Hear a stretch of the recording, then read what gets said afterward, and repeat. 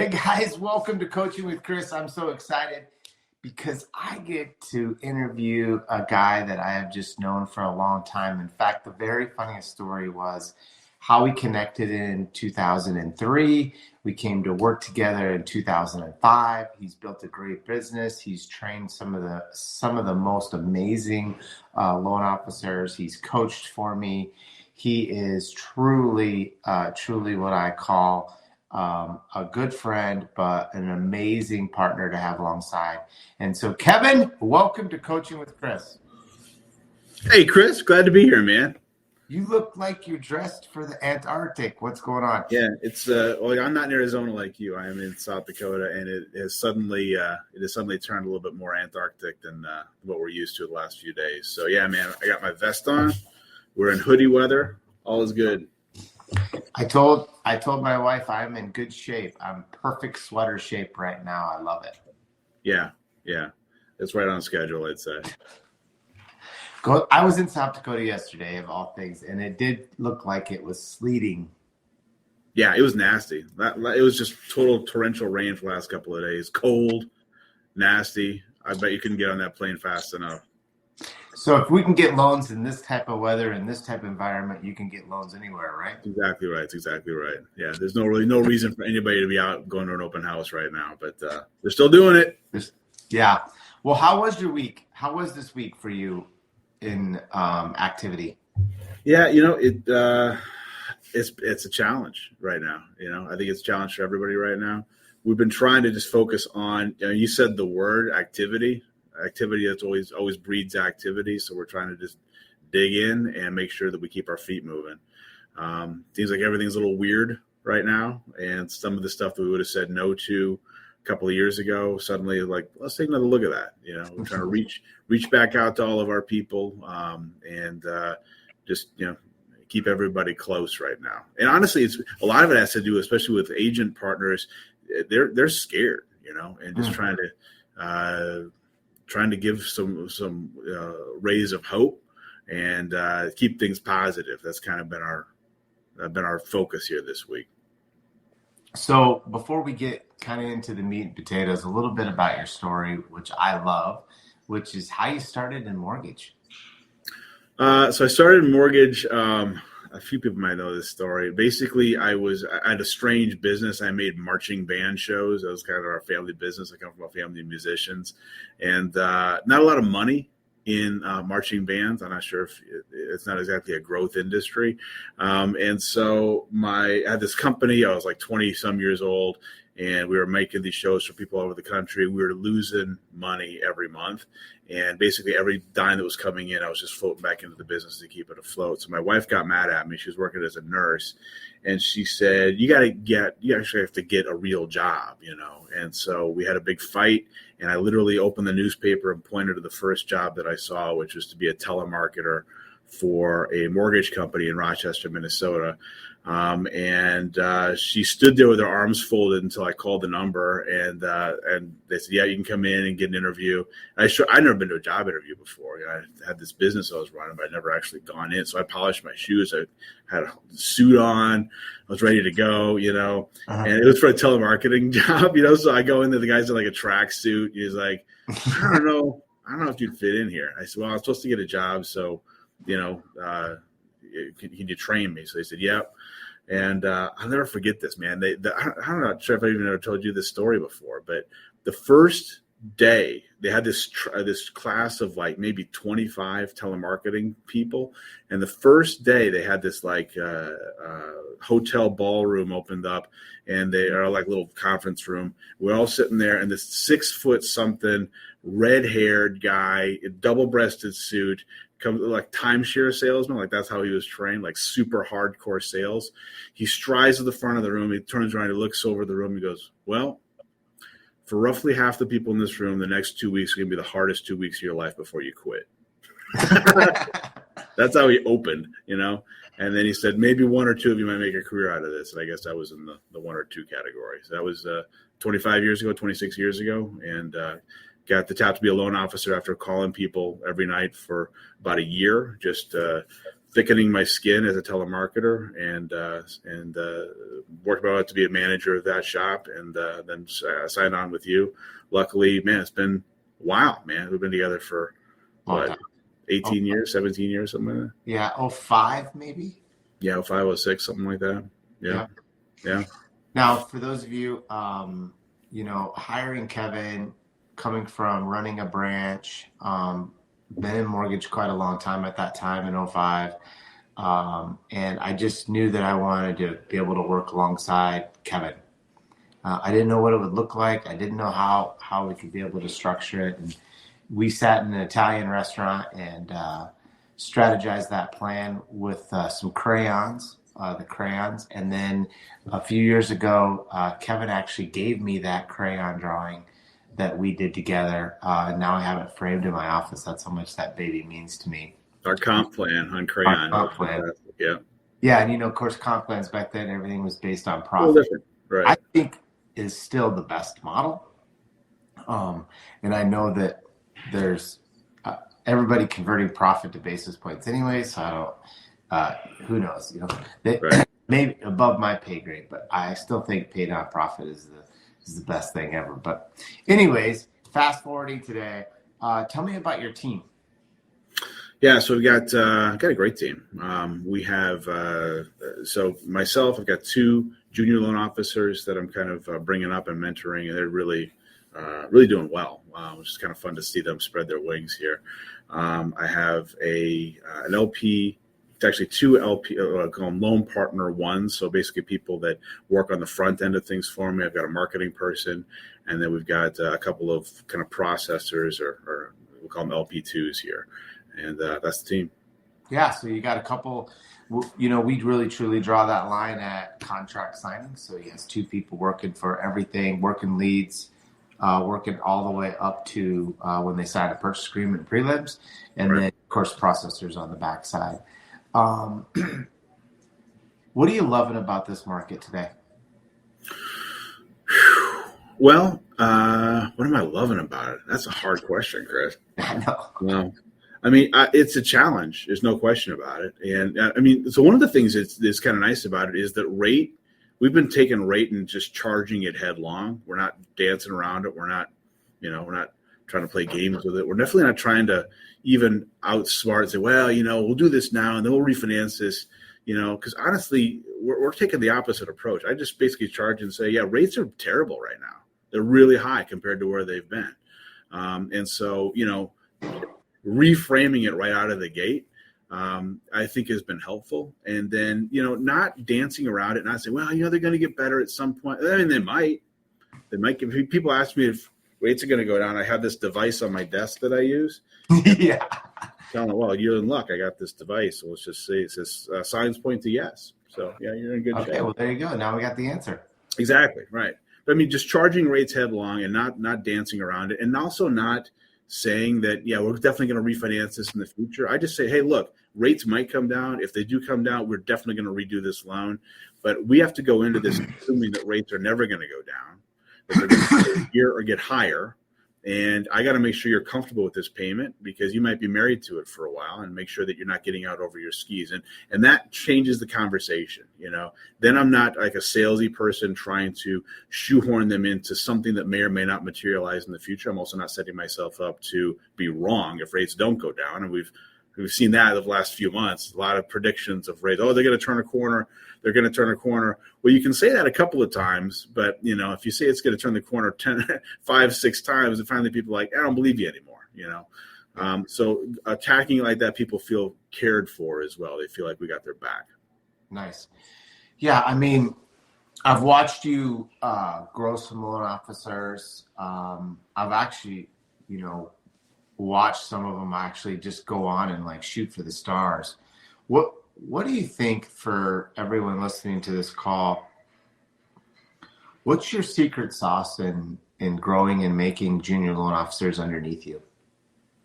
Well, I would say that's a good question. So I think about I've worked with Brian French, who's now my manager, which is kind of strange. I've worked with I've worked with Dawn Van Nieuwenhuizen, who is one of the top loan officers in the country, and she kind of came in. I don't know. We were always kind of side by side, but kind of showed her the ropes. I guess first of all, I'm not about I'm about empowering. I want to teach you the ropes, but I don't want to hold your hand. I feel like people need to stand on their own 2 feet, and I'm a big believer in the deep end of the pool. I'm going to throw you in there, and I've got you. I'm not going to let you drown, but I'm not going to wade into the shallow end. Let's get our toes wet. Now let's go with our feet. I'm like, we're going in. We're going to jump in the deep end of the pool, and you're either going to sink or swim. And I've had a few people that have just said, I'm not into this. And then I know right away if it's not going to work. But if they're willing to do it, if they're willing to figure it out, if they're willing to stand on their own Bambi feet for a while until they get their footing, I won't let them drown. I won't let them fail.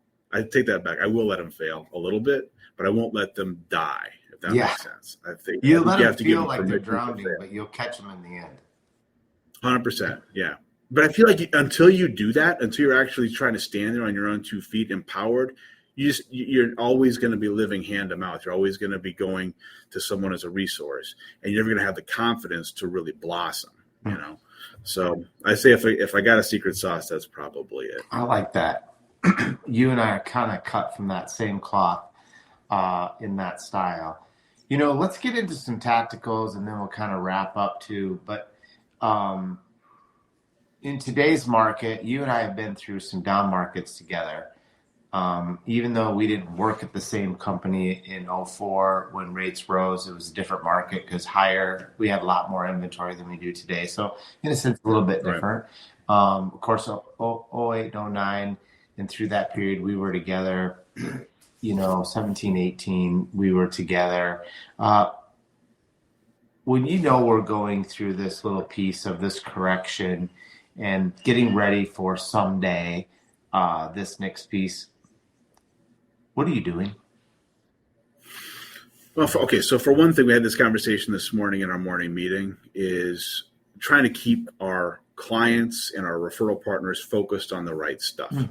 There's a lot of headlines that are out there right now, and it can spook people. So this is a stat I heard from a real estate agent earlier this week. I haven't actually read it. Of course, 57% of statistics are made up on the spot, so this might be one of those. But he said that the National Association of Realtors did a poll that said 85% of the people that they polled said that now is a bad time to buy a house.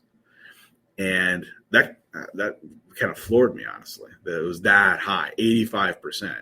Our team meeting this morning, one of Devin was like, "Oh, I want to find the 15% then," right? Which I get, but I'd rather talk to the 85% and set them straight a little bit. Like what is are interest rates really a reason to not buy a house or to buy a house? No, I mean interest rates affect how much house you can buy. They affect your affordability.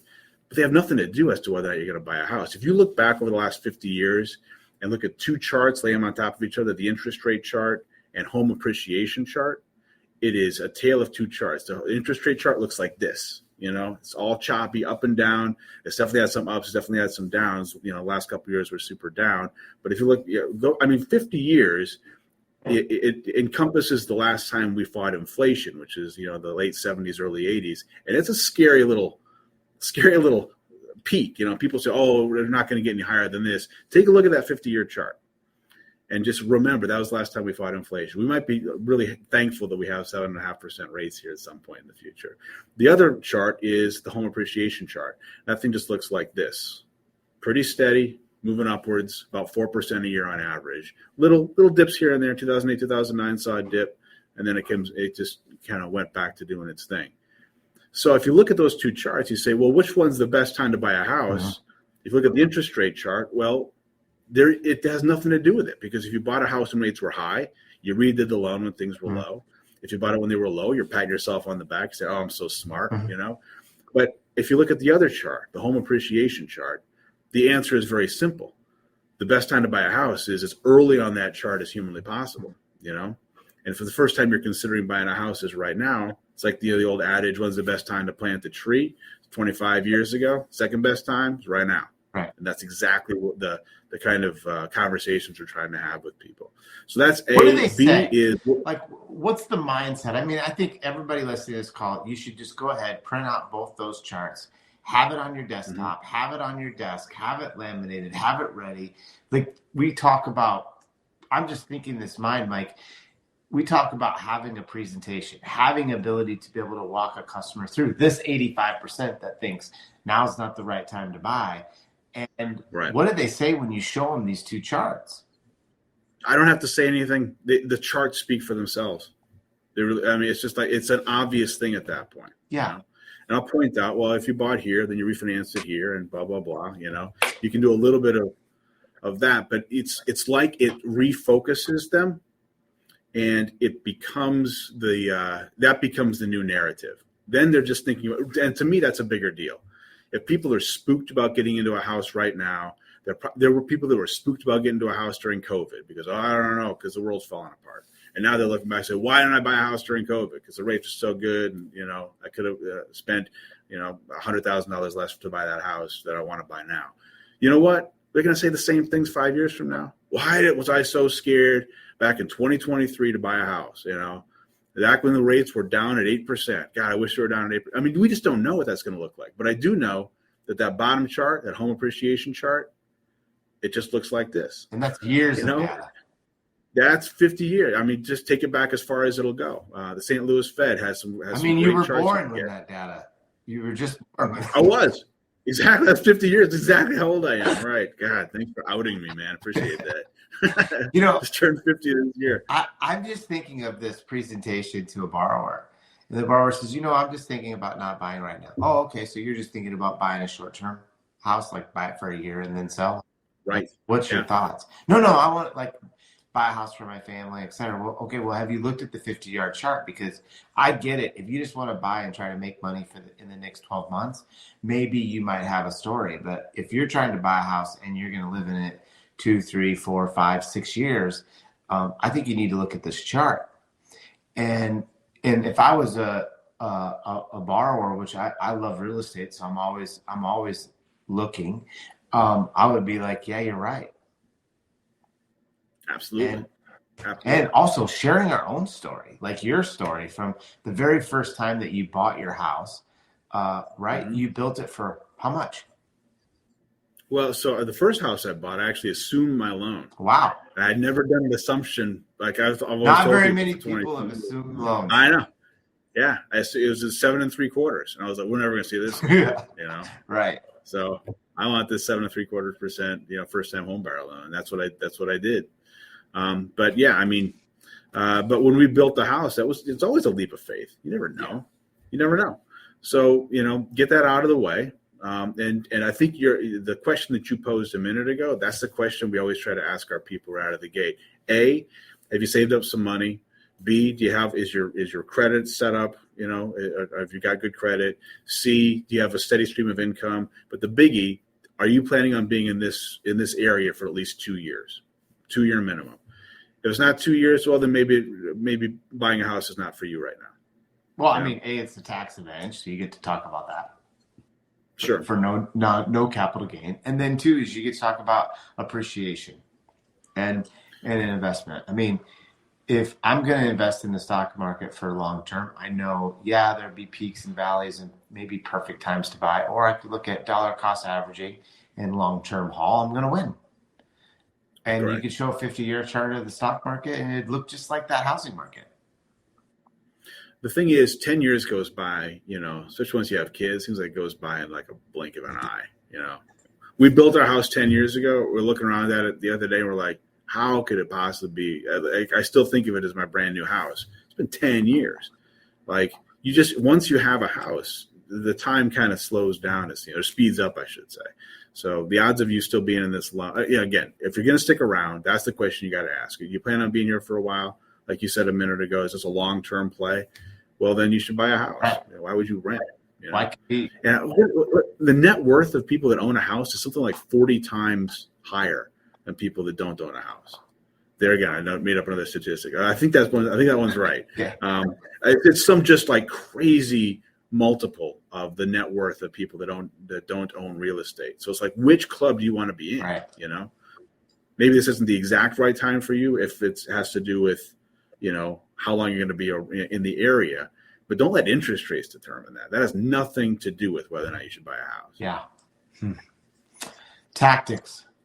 What are you doing to get business from realtors and builders today? Open houses. I've never gone to open houses before in my life. Been showing up to open houses here lately. Well, what got you? No. Let's go back to that, because I think a lot of loan officers are prima donnas right now, and they think that open houses are beneath them. I've worked so long that I don't need to do that anymore. I don't know how people got that thought process, but I actually think they're fun. But what got you to finally do it? I mean, I was watching my just production. I was watching the leads come in, and I know how many leads I got to have per day to keep How the many team leads fed. do you need a month? I need 5 leads a day. Wow. Okay. That's what I need to keep the machine going. It's been way down from there. You know, it's been like, you know, maybe 2.5 on average. So half of what I normally will need, which means, you know, if it's not just walking in the door, if the normal things aren't working, you just change the playbook, right? And try something out that's new. The thing about open houses, I have never really done them before. I was a realtor phobia. I had a realtor phobia when I first started. You know this story. That's a bad disease, by the way. It's a bad disease. Like I grew up in a white collar sweatshop doing only refinances for the first, you know, several years of my career. It was only refinances. So when I got the occasional purchase, I just bumbled it. I was terrible at them. And all I knew about realtors is they did not like me because I would delayed closings. You know, I was not good with handling purchases. I am now, but back in the day, I was bad at it. So I remember you first started working with you. You're like, you got to get out there, start talking to realtors. That was like the last thing in the world I wanted to do. So it hasn't been until the last couple of years that my focus of my business has shifted to pretty much 100% purchase, because, you know, what option did you have? Either you got to go all in on purchase or not. The thing about open houses, though, first of all, you're belly to belly to people. You're able to have that conversation.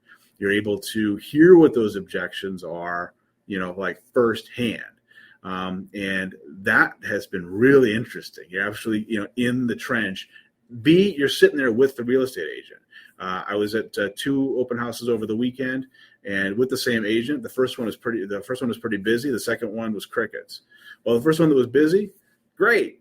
We get to actually have conversations with people. I got some leads out of the deal. I've been calling. I might get a one put together already just from that conversation last Sunday. The one that was crickets, I got to hang out with a realtor for an hour, and we actually got to know each other better, and we got to, deepen our relationship. So like that's the worst case scenario, is get to hang out with somebody. Are you calling the realtors to schedule the time to go work the open houses with them? Are you just showing up? Like, what's working for you in the beginning? 1, and then 2 is that what are you doing to engage in conversations to get leads? Devin, who is my junior, is the master at open houses. He is fantastic.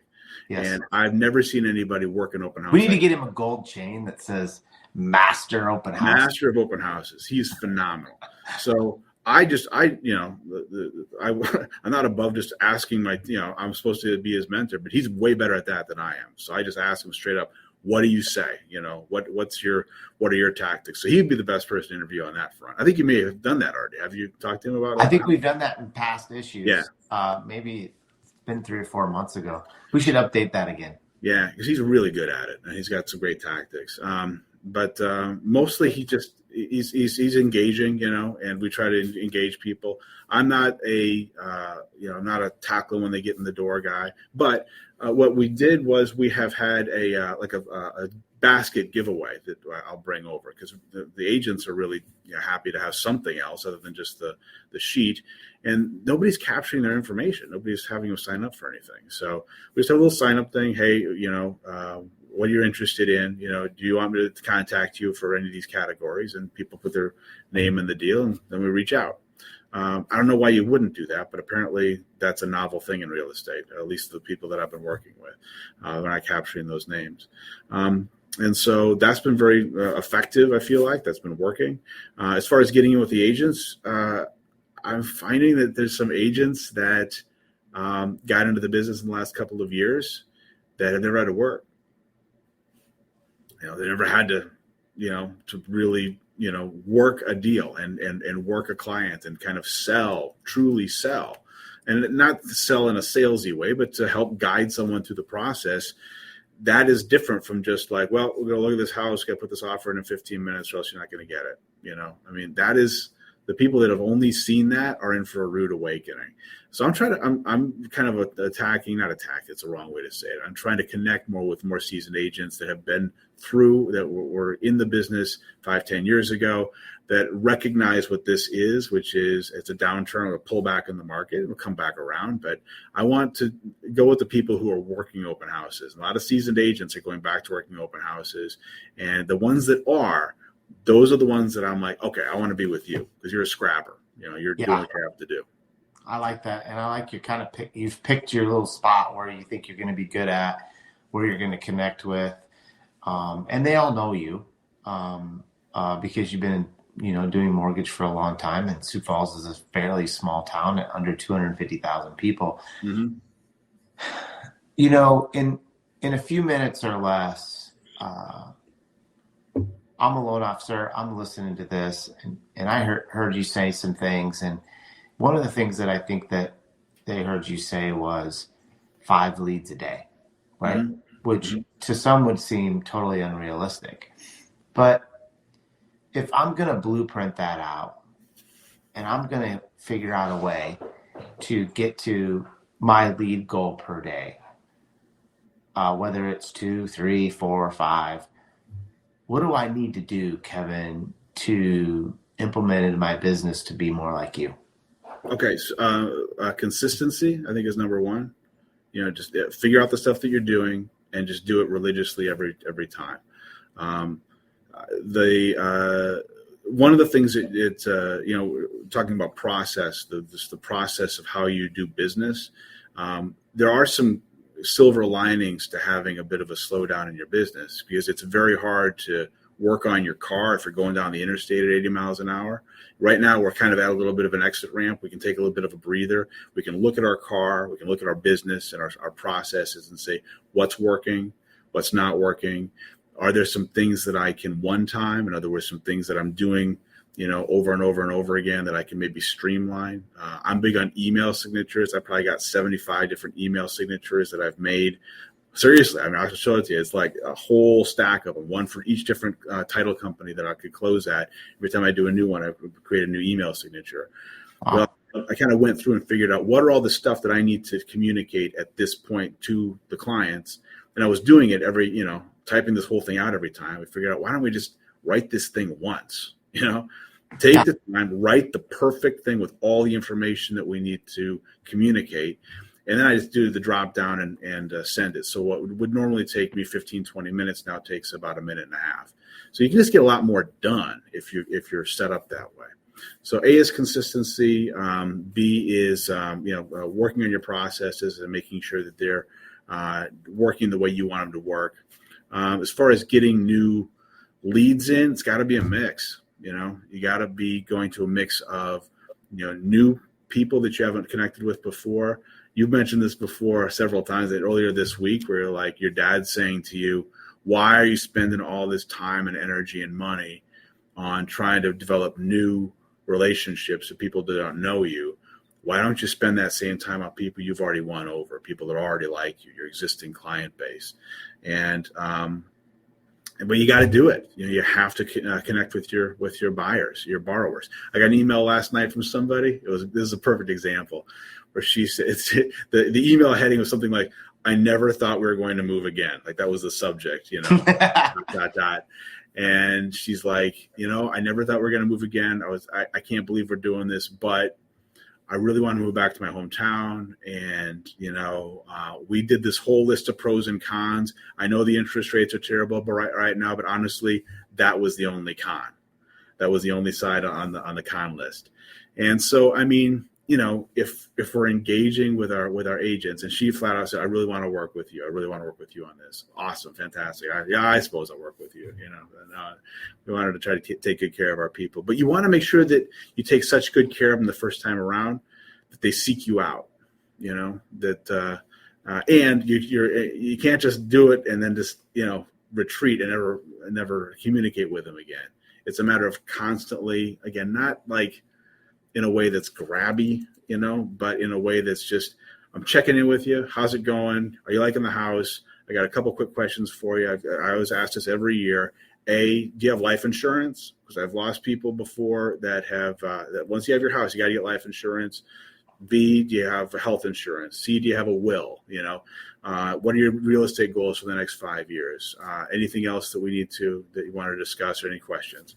Now, that's not something where I am asking for business necessarily right now, but it's amazing how often you plant that seed and 2 weeks later they happen to call you and say, you know what, we got to thinking about that. And if they don't have life insurance, they don't have health insurance, that's a referral you can put out to a business partner at that point, and eventually kind of grow that network. But if they do have real estate needs in the next 5 years, a lot of times those real estate needs, we've all seen this happen where they'd be, well, we're not looking to do anything till next spring. Cool. The people that I've seen win in this market have gotten all their financing stuff buttoned up early. Let's get it all figured out. Let's get all of your questions answered so that when the right house comes along, you're ready to pounce. Mm-hmm. I don't want to wait until, next spring and have you then find the house that you like, then start the process. Somebody else snaps that house up from underneath you. Do you see any reason why that wouldn't be a good way to go? No, I don't. Okay, great. Let's meet up now. Let's get that rolling. And they always buy sooner. They always buy, like, I had some people in last week. They said, yeah, it was next spring. Well, they bought a house yesterday. And, the average loan officer will say, yeah, I'll connect with you, or yeah, I'll call you in January.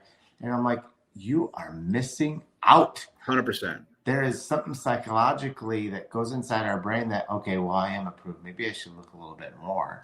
And then all of a sudden, bing, the dream house shows up. And you also have to remind them that they're a homeowner, that they're looking for a house. Sometimes you might have gotten them pre-qualified in the spring, and it's amazing how you might go a little while without communicating with them, and then you call them, hey, I'm just checking back in with you. Are you still in the market? Are you still looking? Oh yeah, we're still looking. It might have been 6 months, and then they find a house like 3 days later. It's almost like you have to remind them, oh, that's right, I am a house hunter looking. Maybe I just need to go back onto Zillow or whatever they were looking at, It's fun to be able to be the connector too. Like, you have a pretty big database. And, someone says, I want to buy a house for $500,000. I want to buy a house for $450,000. Yeah. And to joke around when you're making your database calls to be able to say, you wouldn't want to sell that, would you? Right. And someone said, well, maybe. I got a customer right now, pre-qualified, solid customer that is looking for what you have. And magically things do happen just by us being great connectors. Power of suggestion. It's amazing. Power of suggestion. So listen, I got to tell you, this has been fun. 33 minutes went by like in 2 minutes. Geez, we're already done. Crazy. Yeah. Crazy. Yeah. And I love the spot that you're at. I had no idea. I actually thought your lead goal was 3. I had no idea it was 5, which is amazing. I know you're out there. I know you're marketing. I know you're working open houses. I know you're working your database. I know you're mentoring juniors. And I know you're a great family man and a great husband, which is the one thing I admire the most about you. You have done it right, and it hasn't been easy. Would you say that? Yeah, well, it's like anything else. Again, just keep doing the right thing, and it all works. It all works out. Yeah. Listen, if you've enjoyed this talk, please make sure you put your comments down below. Share it to other originators in the country. We want to be able to grow Coaching with Chris. Our heart is that we want to help others. We want that. Sometimes we need this talk. We need to listen to this piece. We need something to be able to get us to that next piece. I need it. Kevin needs it, and you might need it. So please, if you know somebody that would get a value out of this, make sure you get them to join. And if you have topic suggestions that you want us to cover, please put that into the comments so I can go get that. Even if it's like, please interview this person, I will go get that. Have a great day. Thank you, Kevin. Thanks a lot, Chris. Thanks, guys.